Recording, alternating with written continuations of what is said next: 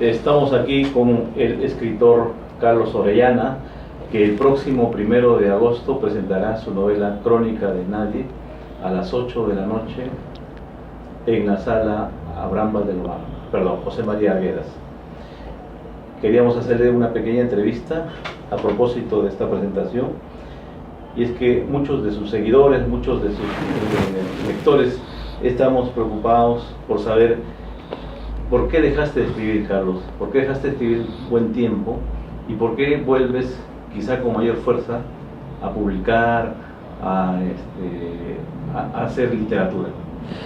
Bueno, yo en realidad nunca dejé de escribir.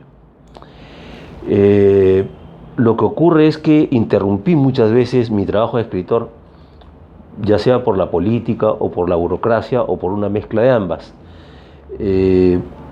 No se puede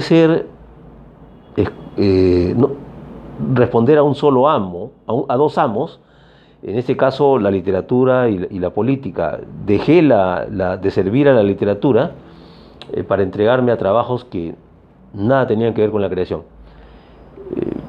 Después del 2000, con una libertad muy amplia, he echado una mirada hacia atrás, he visto la cantidad de material que tengo y desde luego que se ha despertado nuevamente mi vocación.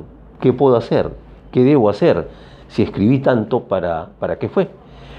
Para comunicarme. Ha quedado pendiente esa ilusión de poder comunicar mis ideas, mi forma de pensar, y por eso regreso con bastante fuerza, porque estoy corrigiendo no solamente una, sino muchas novelas y libros de cuentos.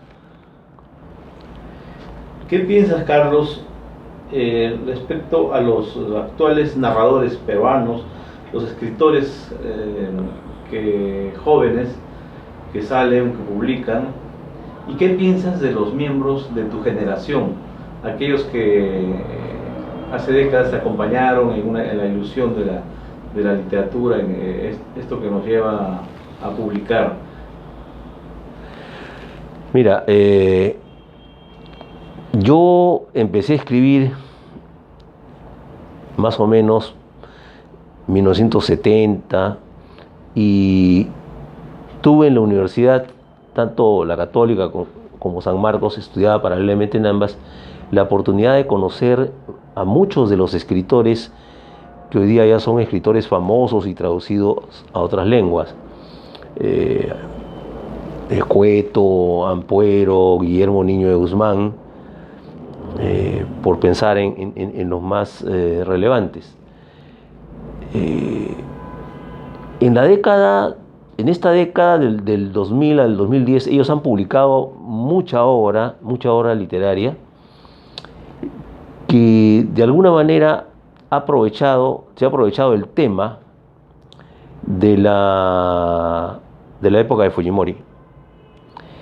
Han seguido dentro de la tradición del realismo urbano que viene de Vargas Llosa, de Ribeiro y de otros autores, con excepción, por supuesto, de Guillermo Niño de Guzmán.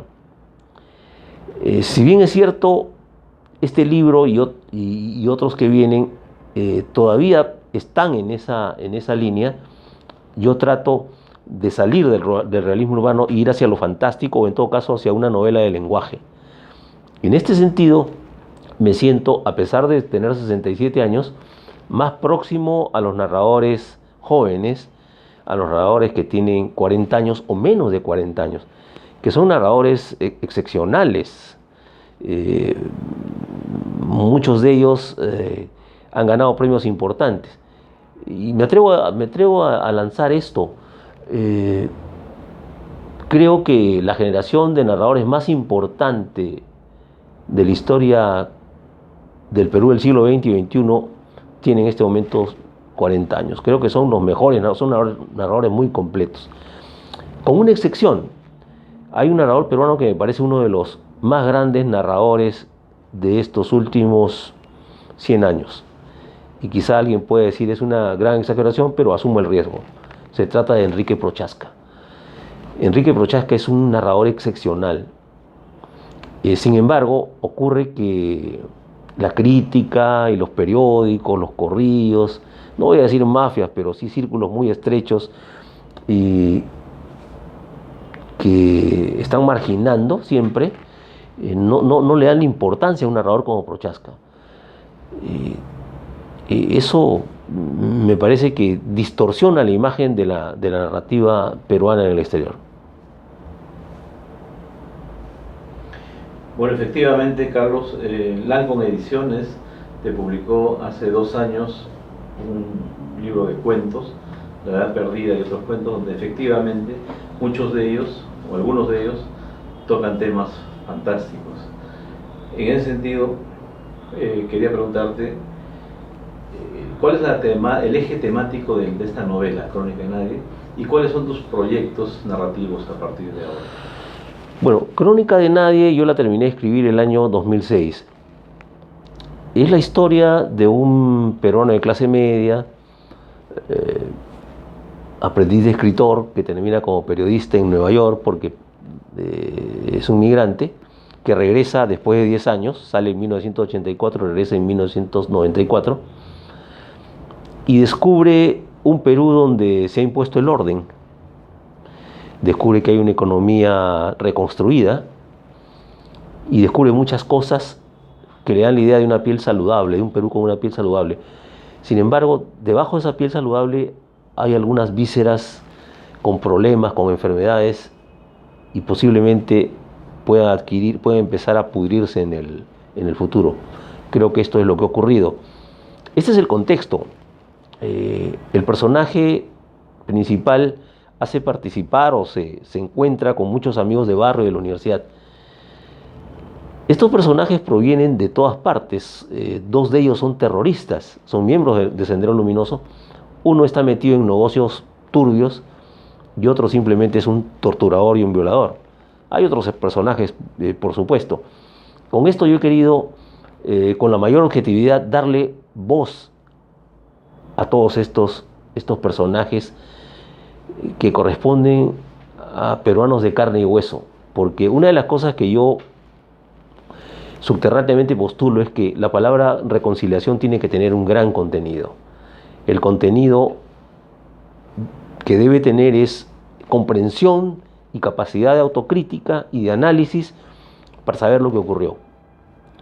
Finalmente, si hablamos de un grupo de muchachos de barrio o gente de la universidad, estamos hablando casi de una familia que de repente se desintegró y unos están en una trinchera y otros en otra trinchera, y creo que así es imposible construir un país. El país debe tener una sola trinchera.